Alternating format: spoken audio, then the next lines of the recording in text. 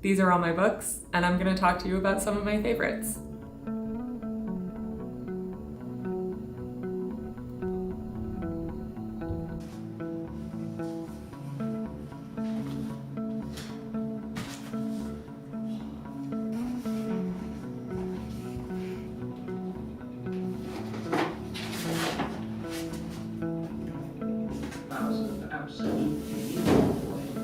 If he had been told that he would not get a position delightful had happened the next day and the next.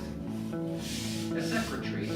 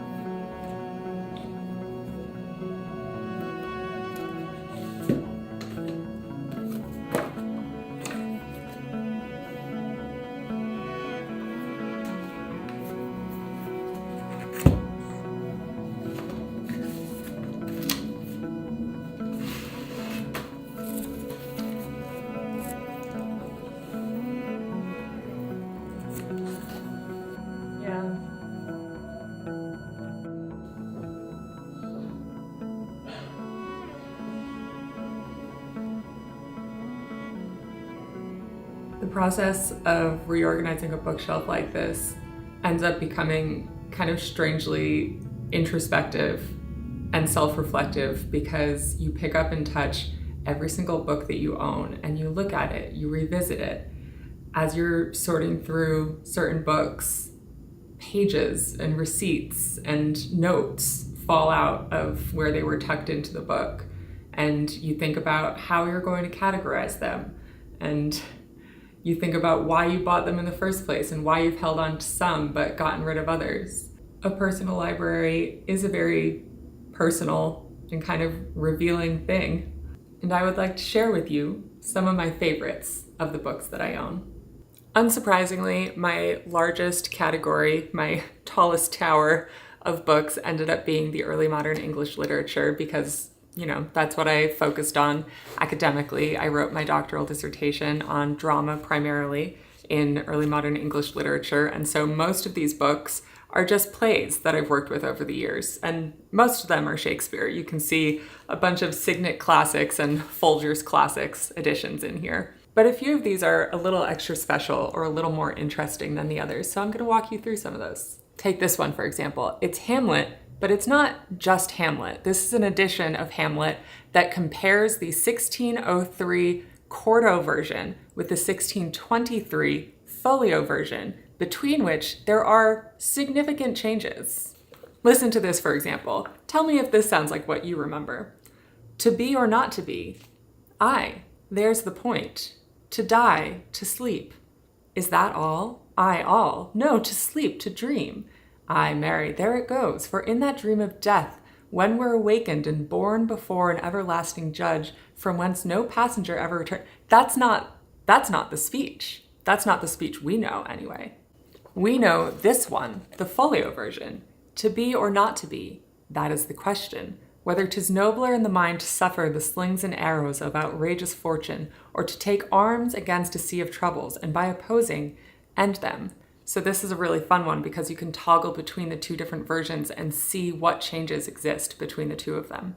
Another fun one in my early modern collection is this book, which is the essays of Michel de Montaigne, which were written first in French, I believe in the 1580s, but this edition is specifically the early 17th century English translation of these essays, which we know Shakespeare read. We know because he directly paraphrases one of the essays of cannibals in The Tempest. So by reading this translation of these essays, you're basically in a book club with Shakespeare.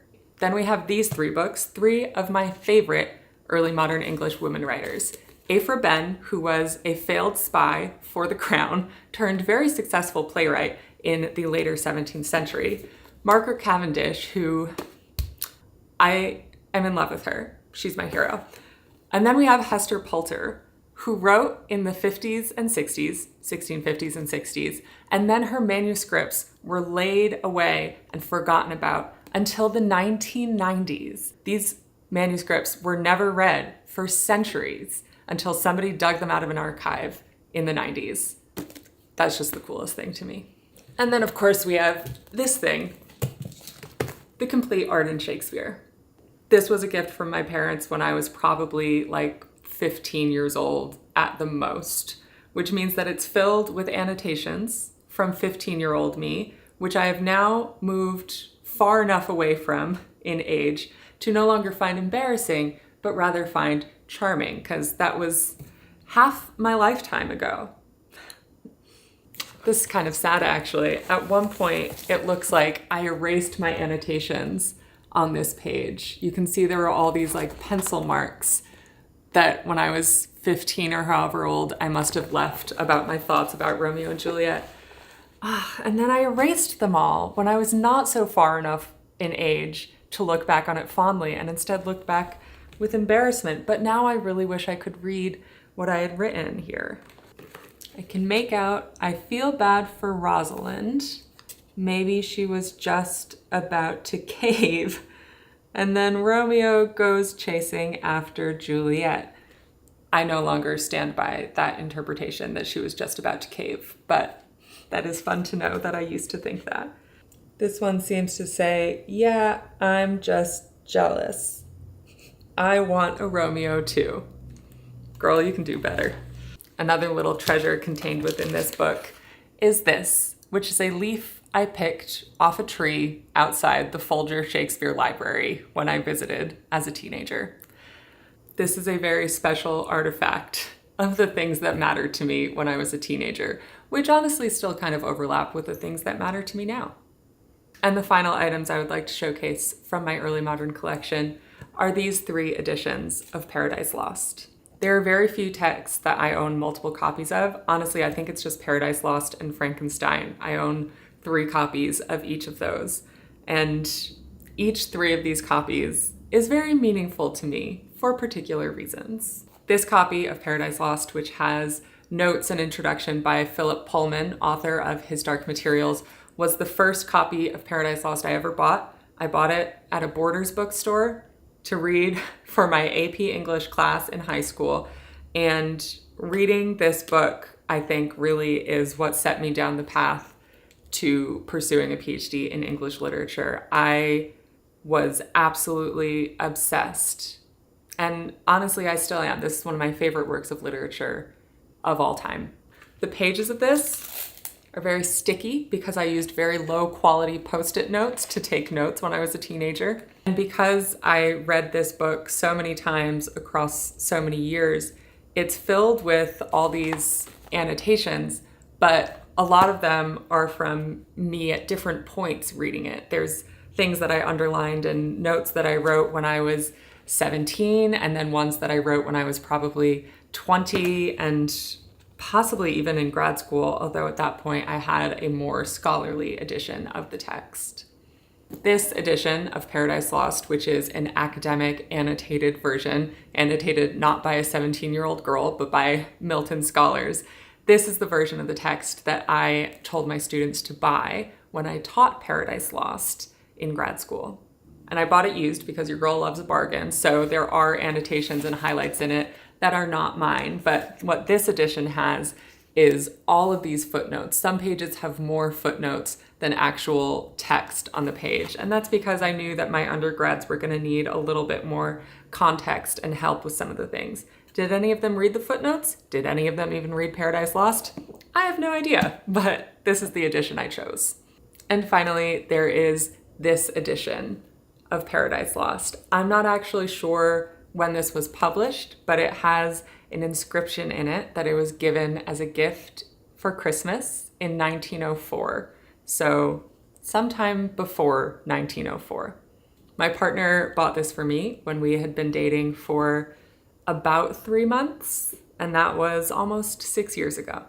So I love each one of my 3 editions of Paradise Lost, but I especially love them all together as these 3 distinct points in my relationship with this text. The first time I ever read it in high school, when I taught it a decade later in grad school, and this very personal, very non-academic book that is, kind of representative of being known and cared about by somebody.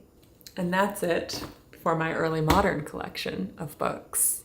Moving up through the centuries, we next have my grand collection of 18th century literature, which is 2 books.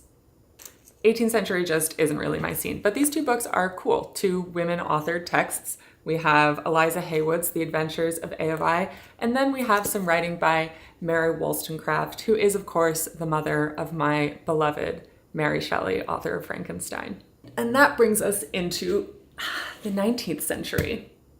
Here are 2 of my editions of Frankenstein. This nice hardcover version, which, yes, this is the version of Frankenstein which was released with some edits made, I believe, in the 1830s. I can tell that it's the edited version because when they introduce the woman who Frankenstein eventually marries, Elizabeth, she is introduced as just an orphan girl, whereas in the original 1818 text, which was the first version of this that was published, Elizabeth is not just some random orphan girl who Frankenstein's family takes in. She's his first cousin. He marries his cousin. So as with Hamlet, you can kind of go between these 2 editions of the text and see what changes have been made to plot or language. The 3rd edition of Frankenstein I own. Brace yourselves, okay? Take a deep breath. Collect yourselves. Is a facsimile of the original handwritten manuscript.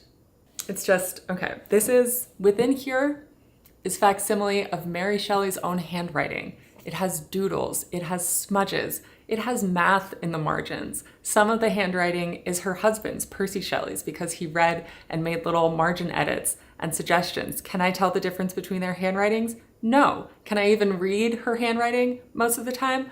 Also no. But, okay, I'm gonna open it, okay? It is magnificent. Just look at it. It's got this little like cloud tree kind of doodle. She was crossing things out. She was writing one word underneath another word and making little arrows of what should go where. You can see the thought process in this text. I wish I could say that I love all my books equally, but this might be my favorite book that I own. Might be my favorite thing that I own. Might be my favorite object that I have ever held in my hands. And then, for the rest of my 19th century collection, it's nothing remarkable. We've got a little Austen, a little Hardy. We've got the Brontes. I do love the Brontes very much also. This is a fun one, actually. This is the uncensored first edition of The Picture of Dorian Gray. Similarly to Frankenstein, there was an early version initially published, which was then revised in order to make it less controversial. Of course, in the case of Dorian Gray, it was revised to make it a little less gay, but both versions, there's nothing heterosexual about them. But this one is even more kind of explicit, the passion that Basil has for Dorian. If you have read Dorian Gray, but you've never read the uncensored version, you should really check it out. And that brings us now into the 20th century. How modern. The 20th century collection is very much a mixed bag. We've got a little Italo Calvino, we've got The Master and Margarita, one of my favorite books I've ever read. We got a little Camus, little Gabriel Garcia Marquez, we got The Hobbit, we got Lady Chatterley's Lover. We've got this book, which I found while cleaning out my bookshelf. I have never seen this book in my life. I don't know where this came from. This book is in Spanish. I do not speak Spanish. My partner is a native Spanish speaker, but this is not his book. This bookshelf organization also revealed to me that I have not just 2 copies of Carson McCullers' The Ballad of the Sad Cafe, but 2 of the exact same copy. One of them I remember buying it, at Shakespeare and Company in Paris. The other one is a mystery. I don't know where it came from. But in addition to these 2 Carson McCullers books, I have these 2, which are each different books, The Normal Way, The Heart is the Lonely Hunter, of course, and The Member of the Wedding. And I don't usually read 20th century American literature, but I have to have space on my bookshelf always for Carson McCullers because she is my namesake. My name, of course, is Carson. And my parents didn't know this at the time, but we have the same birthday, February 19th. And in fact, the same exact day. I was born on the same day as Carson McCullers. I am over 100 years old. My collection of miscellaneous 21st century fiction is relatively small. And most of these, almost all of these actually, I bought within the last year and a half.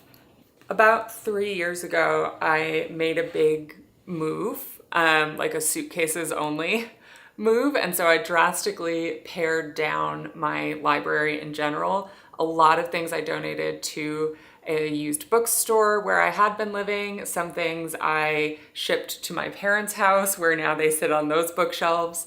And some things I gave away to friends. And then I brought a only reduced library to where I live now.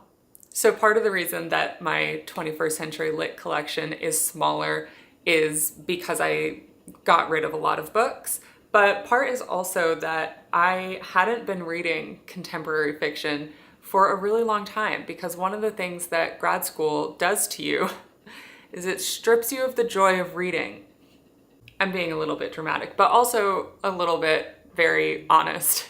I stopped reading for fun for a few years actually in grad school because reading was work and I was reading all day, every day. And when I had time at the end of the day, I didn't want to use my brain for reading anymore. It was like I had a limited amount of reading capacity and I was using it all up for work. And so there was none left over for me, for fun. But in the past year and a half or so, I've been making a real conscious effort to read more and specifically to read a more varied selection of books and kind of go out from my comfort zone. And so we have some things in this stack that aren't the kinds of books that I would normally read. This book, for example, Salt and Broom, somebody actually on YouTube recommended this to me, and it's a retelling of Jane Eyre with witches. Delightful. This book I picked up in the store exclusively because of the cover, because look at that, it's a gorgeous cover, and I was not disappointed by the book. It's narrated by a ghost who is haunting the home lived in by George Sand and Chopin. This book I read recently after a friend recommended it to me, Vera Wong's Unsolicited Advice for Murderers. It's like a cozy murder mystery with found family themes when one of the main characters is a 60-year-old Chinese woman who owns a struggling tea shop, and there's all these descriptions of the tea she brews and her cozy homemade Chinese food that she gives to people, and it was really pleasant. This book, much less pleasant, much less cozy, tender as the flesh. I talk about cannibalism on the internet a lot, and so people recommend me books about cannibalism a lot. Sometimes I like the books, sometimes they really creep me out because even though I read and write and talk about cannibalism a fair amount, I'm a wimp. I have a weak stomach and a low tolerance for gore and creepy stuff. This book was very creepy and it was not for me. I read the whole thing. I'm not unhappy that I read it. I am going to keep it in my collection, but I'm never going to read it again. Sometimes people on the internet now will just say to me, like, I read this book about cannibalism and I thought of you. This movie has cannibalism in it. I think you would love it. And I never thought I was going to be the cannibalism girl. I hate Titus Andronicus. Anyway, As I said, when I was in grad school, for a long time, I all but entirely stopped reading for pleasure, with the only exception to that being romance novels. Romance novels were the balm for my overworked academic soul. Romance novels were literally the only thing I read for fun for years. Sometimes I will read 2 or 3 romance novels in one single day. If I have like a free Saturday, I'm on the couch, I'm settling in, I'm ripping through at least 2 novels before the day is done. I don't care if it's contemporary, it's historical, it's straight, it's queer, it's closed door, it's eye-meltingly explicit, first person, third person, enemies to lovers, friends to lovers. I don't give a fuck. It's a romance novel, I will read it. Given my genuinely insatiable appetite for romance novels, this is a relatively restrained stack that I have here. And that's because I own very few physical romance novels, because I sometimes will read through 3 of them in a day. I can't be buying books like that. There's no room in this house. And frankly, there's not room that I can justify in my budget. So I buy ebooks. So my Apple Books app, my Kindle app, those are overflowing with romance novels. My shelves, not so overflowing, just a healthy representation of romance novels. There's not much to mention here. I own every Emily Henry novel, and I will buy every single novel that she puts out, obviously. I love a classic romance novel cover. I love a shitty trade paperback falling apart, cracked spine, man shirt open, girl blue dress. It's always a blue dress falling off one shoulder, hair tossed in the wind. I see that, I love it. I'm hooked, I'm in. It's cheesy, it's terrible. I eat it up. What's that? Can it be? Oh yes, it's another girl in a blue dress falling off one shoulder, clinging to a man whose shirt is billowing open. This book is one of, I think, 3 reality TV romance novels I have read. The other 2 were cooking show romance novels, which were fantastic.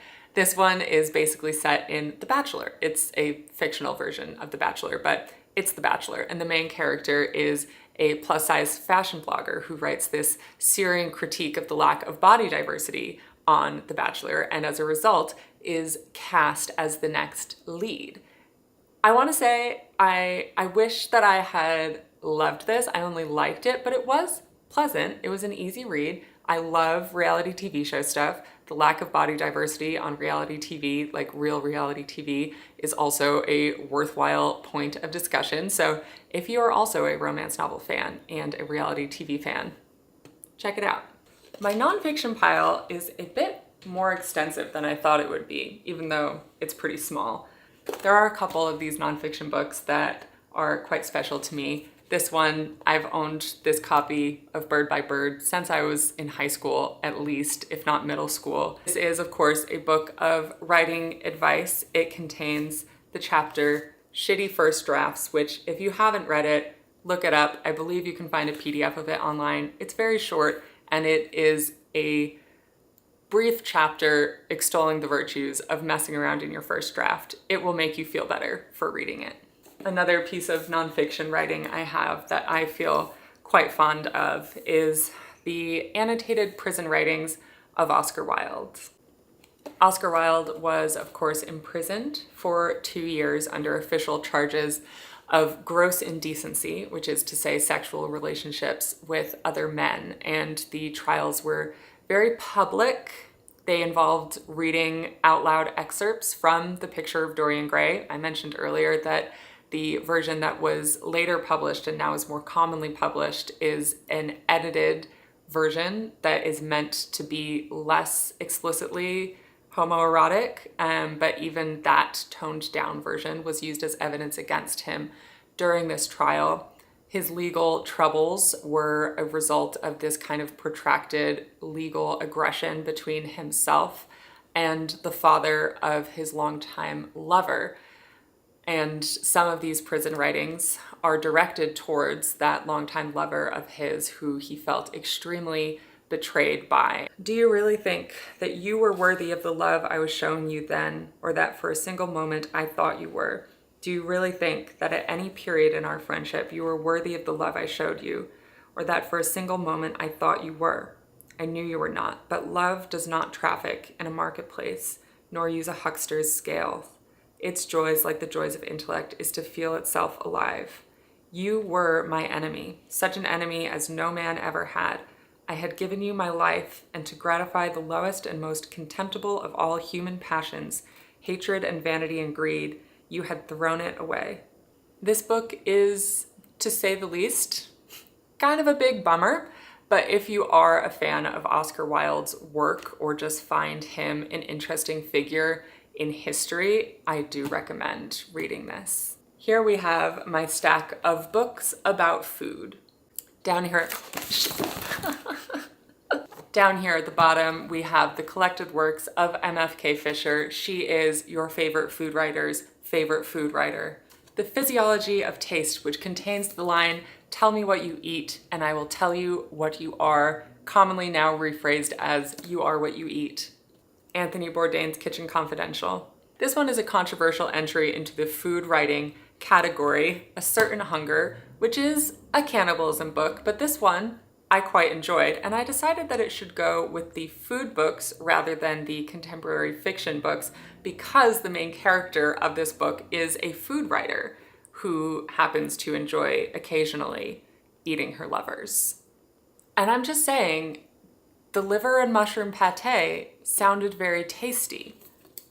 Granted, it was human liver, but still. This little book right here might be my favorite out of the whole stack of food writing books. Heartburn by Nora Ephron. If you have not read it, I can't recommend it highly enough. Nora Ephron, of course, is the writer behind all your favorite classic rom-coms, When Harry Met Sally, Sleepless in Seattle, etc. And this book is just as enjoyable and fun as you would expect from the writer of those movies. There's also, of course, my collection of academic books. They are just kind of fun to look back on and remember the papers that I bought each one of them for, or the times spent with those books in particular chapters of my dissertation. Come to think of it, I don't want to look at that stack of books. So there you have it, my personal library, newly organized and inventoried. It is now time to start actually putting these back on the shelves, but I've got to be honest, I'm really enjoying having this little fortress of all my stacks of books. It's extremely cozy and kind of satisfying to be sat in the middle of all of these. But I will return my office to order and will put these all back on their shelves, newly sorted and nice and neat, until eventually I've bought so many more books that I have to take them all down and reorganize them all over again.